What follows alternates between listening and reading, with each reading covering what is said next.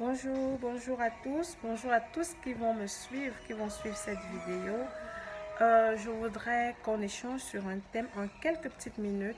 Je voudrais qu'on parle de comment meubler la période de l'après-deuil.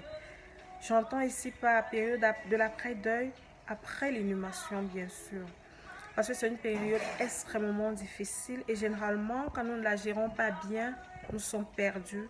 Là, soit on sombre, soit on se relève vraiment. Et nous allons parler de deux petites astuces que moi j'ai expérimentées. La liste est loin d'être exhaustive. Avec le temps, nous allons aborder d'autres astuces encore. Comme première astuce, je voudrais qu'on parle du bénévolat. C'est quoi le bénévolat?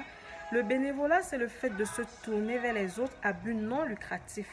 C'est vrai, généralement, ce sont des entreprises, des ONG qui le font.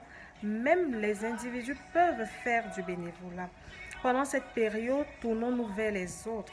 Ça nous aide à oublier notre peine, ça nous aide à oublier notre chagrin, ça nous aide à oublier notre souci.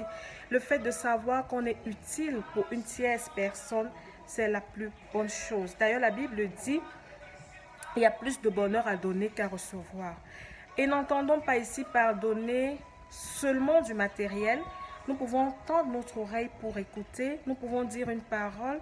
Il faut juste se rapprocher de ces gens qui sont dans le besoin et ça va nous aider à minimiser notre douleur et à nous rendre compte que nous, certes, nous avons perdu un être cher, mais il y a des orphelins qui n'ont même pas de choix, qui n'ont rien, alors que nous pouvons leur apporter quelque chose. Et comme deuxième astuce, je voudrais qu'on parle de faire ce qu'on aime faire. Oui, il s'agit de nous et pas d'une autre personne. Parce que s'il y a un sentiment qui nous enveloppe généralement pendant cette période, c'est la culpabilité. Il faut se défaire de cette culpabilité. C'est vrai, c'est difficile. Je l'ai essayé et ça a marché. Il faut essayer de sortir de ce cocon-là et avancer, faire ce qu'on aime faire, sans toutefois avoir à ternir notre image, oui, faire ce qui est bien, ce qui ne va pas entraver notre intégrité humaine, oui, parce que nous avons une intégrité à préserver, nous avons des gens qui nous regardent, il y a des gens que nous allons inspirer. Donc, si nous aimons faire le make-up avant, nous devons le faire.